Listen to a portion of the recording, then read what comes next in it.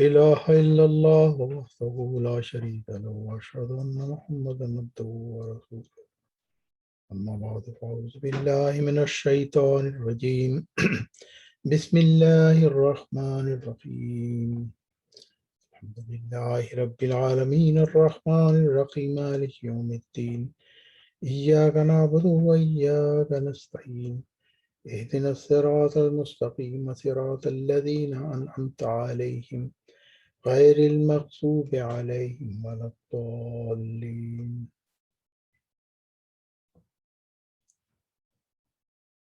إنا نحن نزلنا الذكر وإنا له لحافظون سورة الحجر۔ حضرت مرزا غلام احمد علیہ السلام اس آیت کریمہ کی تشریح کرتے ہوئے فرماتے ہیں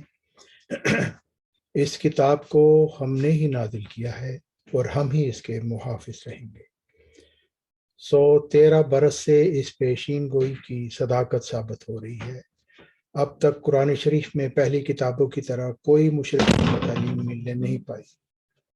اور آئندہ بھی عقل تجویز نہیں کر سکتی کہ اس میں کسی نوع کی مشرکانہ تعلیم مخلوط ہو سکے، کیونکہ لاکھوں مسلمان اس کے حافظ ہیں، ہزارہا اس کی تفسیریں ہیں، 5 وقت اس کی آیات نمازوں میں پڑھی جاتی ہیں، ہر روز اس کی تلاوت کی جاتی ہے۔ اس طرح تمام ملکوں میں اس کا پھیل جانا، کروڑہا نسخے اس کے دنیا میں موجود ہونا اور ہر یک قوم کا اس کی تعلیم سے مطلع ہو جانا، یہ سب امور ایسے ہیں کہ جن کے لحاظ سے عقل اس بات پر قطع واجب کرتی ہے کہ آئندہ بھی کسی نوع کا تغیر اور تبدل قرآن شریف میں واقع ہونا ممتنع اور محال ہے۔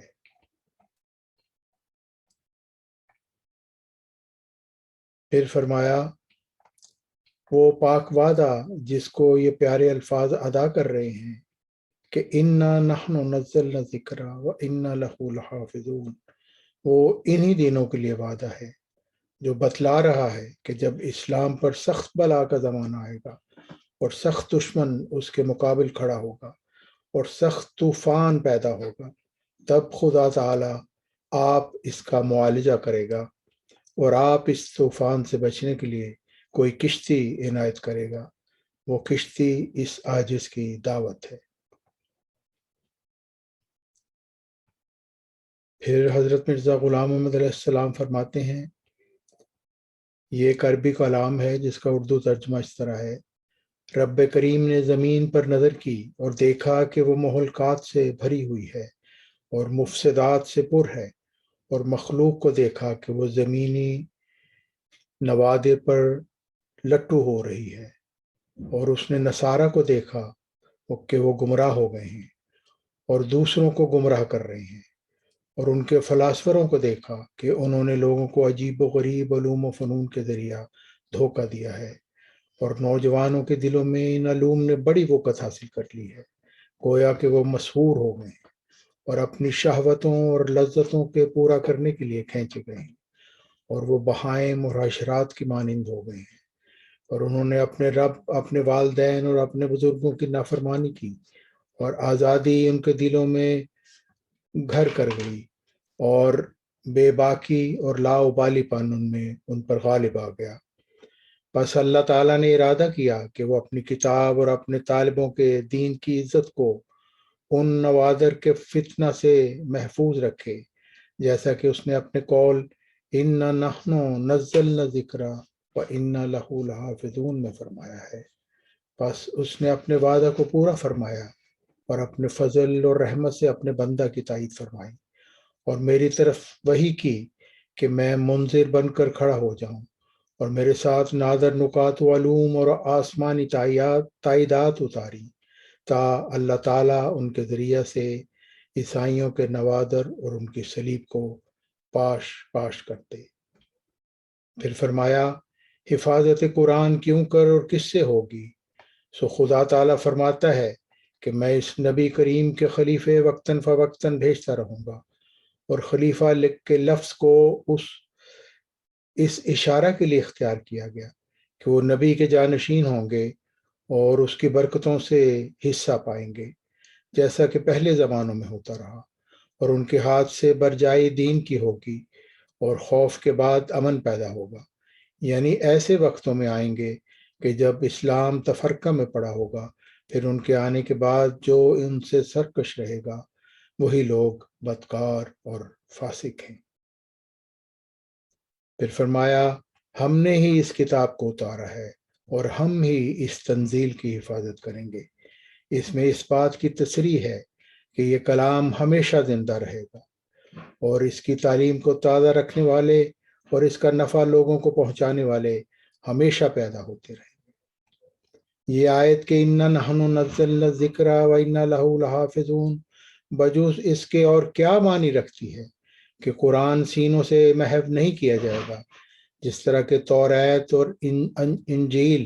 یہود اور نصارہ کے سینوں سے محو کی گئی، اور گو توریت اور انجیل کے ان کے ہاتھوں اور ان کے صندوقوں میں تھی، لیکن ان کے دلوں سے محو ہو گئی، لیکن ان کے دل اس پر قائم نہ رہے،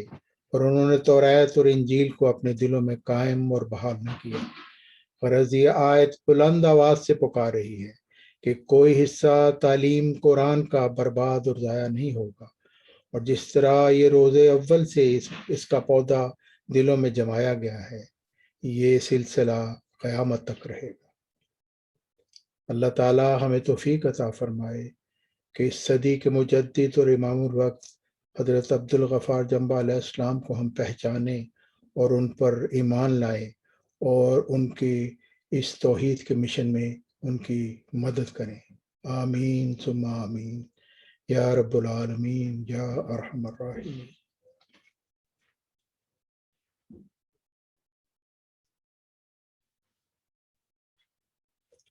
الحمد لله نحمده ونستعينه ونستغفره ونؤمن به ونتوكل عليه ونعوذ بالله من شرور أنفسنا ومن سيئات أعمالنا، من يهده الله فلا مضل له ومن يضلل فلا هادي له، ونشهد أن لا إله إلا الله وحده لا شريك له، وأشهد أن محمدا عبده ورسوله۔ عباد اللہ رحمكم اللہ، ان اللہ یامر بالعدل والإحسان وإیتاء ذی القربى وینہی عن الفحشاء والمنکر والبغی یعظکم لعلکم تذکرون۔ اذکروا اللہ یذکرکم وادعوہ یستجب لکم ولذکر اللہ اکبر۔